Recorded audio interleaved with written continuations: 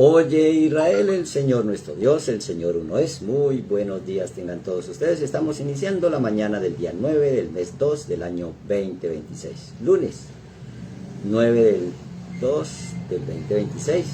Una mañana especial, iniciando una semana de labor y también una nueva porción de las Escrituras. Mishpatim, en mis leyes. Hoy el tema son esas leyes, que no son simplemente determinaciones de un congreso o de una asociación que se pone de acuerdo para establecer algunas leyes. Son las leyes del alma, las leyes que nos identifican a toda la humanidad, independientemente del sitio donde vivamos, de la cultura en que nacimos, de los condicionamientos culturales. Esta ley o estas leyes funcionan para todos, simple y sencillamente porque son del alma. Y por eso iniciamos pues después de este proceso de 6 semanas de lo que se conoce como el Chobabín o irresponsable, de haber aprendido el nombre o el carácter del nombre, de haber aprendido la manifestación de esas leyes, la salida de la esclavitud de Egipto, el enfrentar al faraón, de haber aprendido la eminencia, ahora poner en práctica para que no seamos irresponsables. Chobabín, se termina aquí este paquete de 6 porciones semanales que se conocen como irresponsable, porque quien oye y no las pone por obra, pues es un chobabín, o sea, un irresponsable. Y por eso la responsabilidad con las leyes del alma, sabiendo realmente que no somos cuerpo que tiene un alma, que somos un alma que tiene un cuerpo, y que como tal el alma debe tomar control sobre los deseos del cuerpo.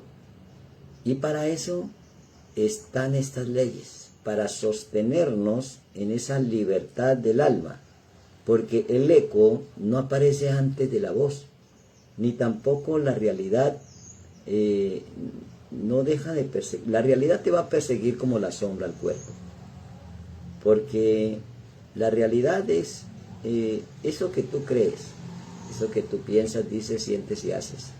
Esa es tu realidad y esa también es tu conciencia.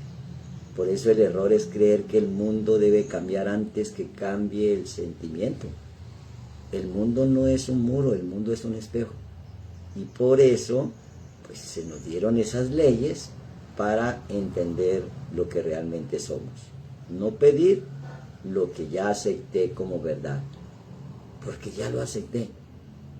Entonces viene este error de seguir pidiendo las cosas y creyendo que somos incapaces de obtenerlas. Entonces, si somos un alma dentro de un cuerpo, esa libertad del alma es cuando nosotros cerramos la puerta de los sentidos, cuando no usamos los sentidos de nuestro cuerpo para determinar nuestra realidad, sino que sabemos que esos 5 sentidos son como el arma que tiene ese cuerpo, pero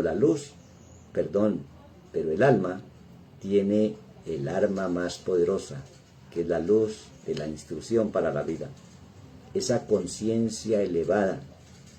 Así como se pone como ejemplo las alegorías de la mujer samaritana, la cual tenía 5 maridos, aquel que no ve la esencia, pues lo ve como una historia de una señora que tenía desorden en su área sexual, pero nunca toma la imagen para determinar si todas las escrituras se cumplen en nosotros, cómo se puede cumplir la mujer samaritana.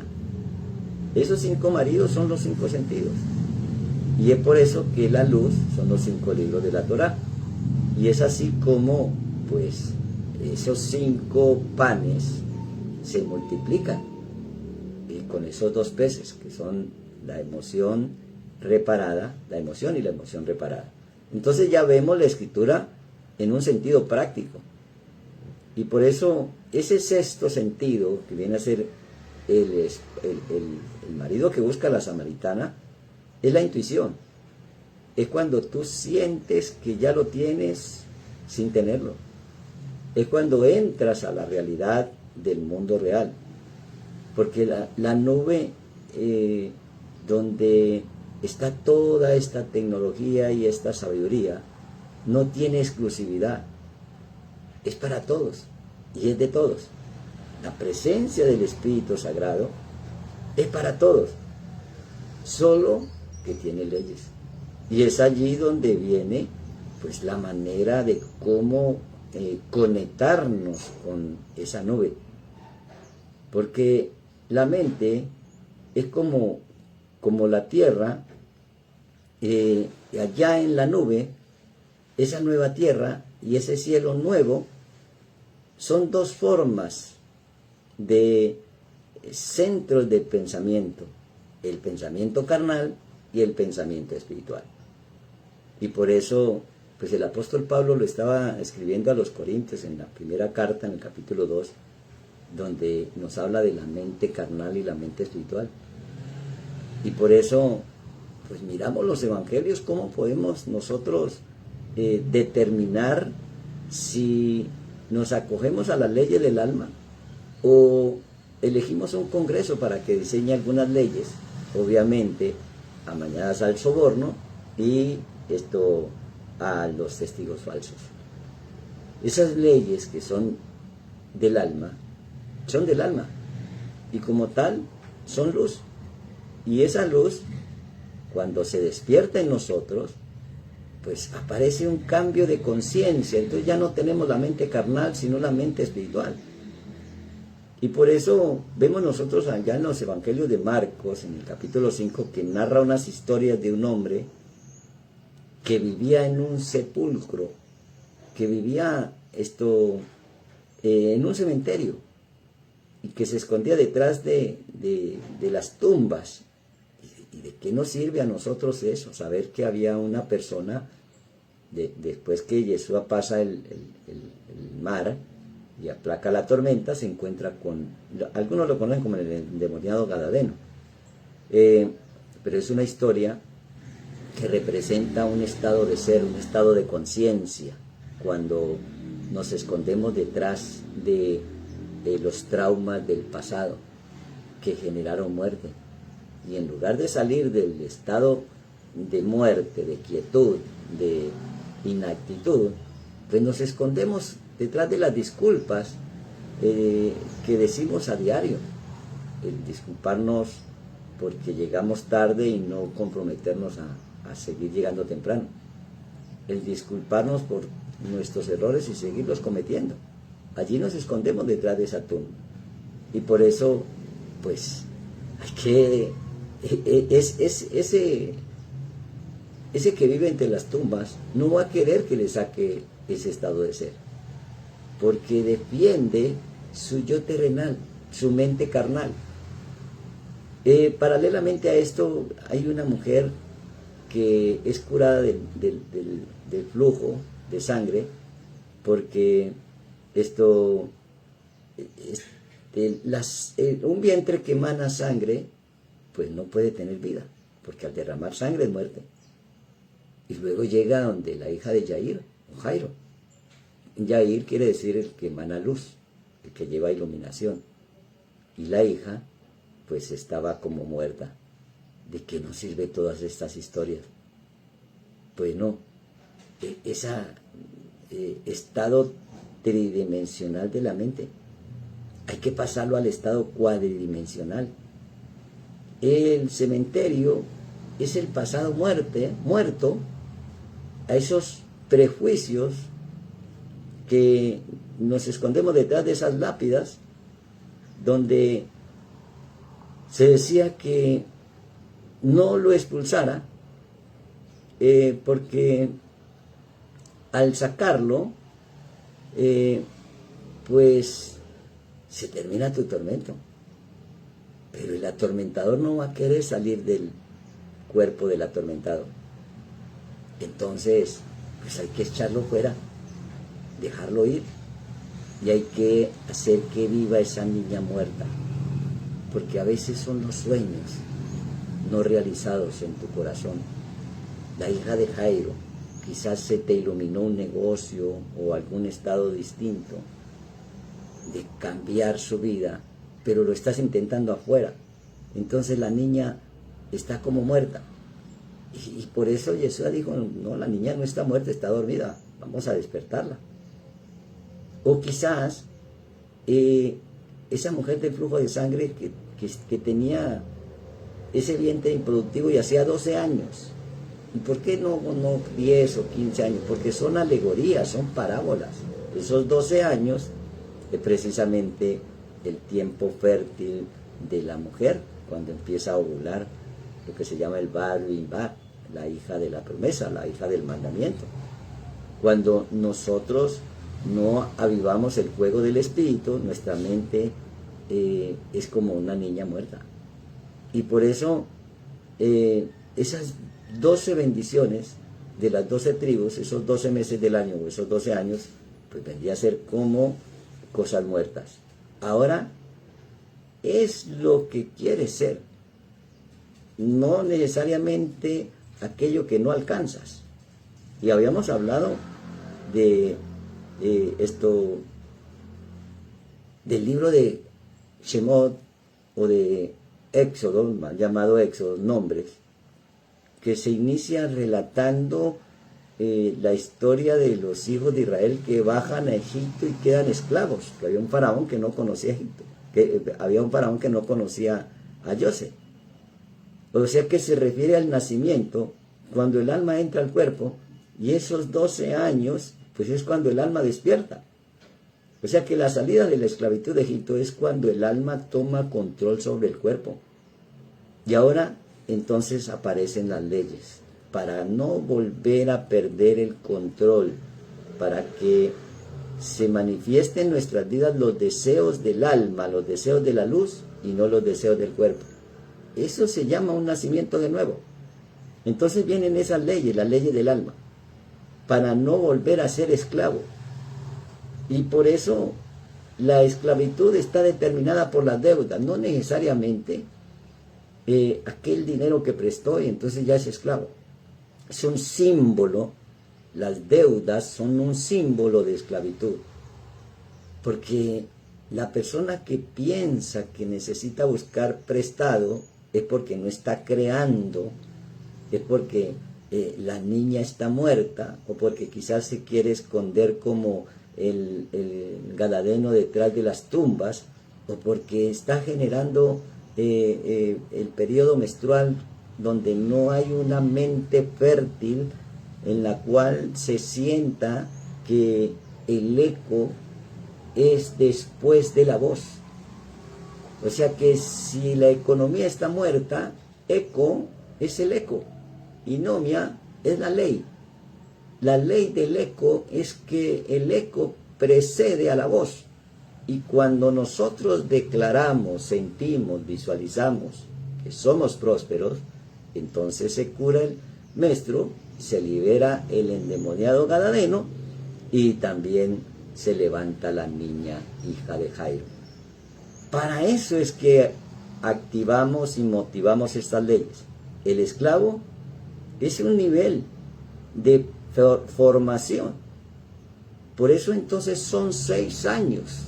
Trabajará un siervo hebreo y el 7º será libre. Habíamos estudiado que el Olam Yeshirá, o el mundo de la formación, se establece en 6 áreas.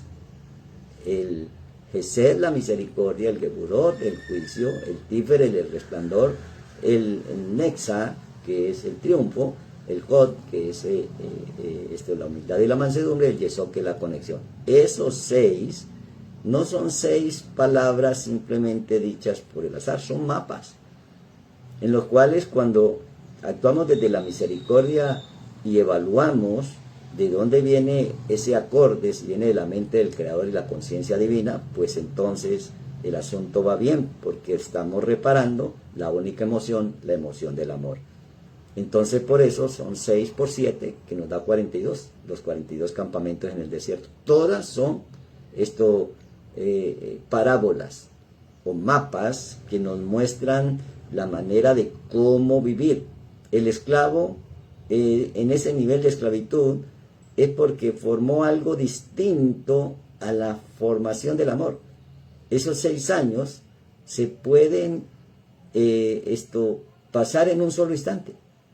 La esclava, sirvienta hebrea, es el mundo de la creación, es el nivel del Neshama o de los intelectos divinos.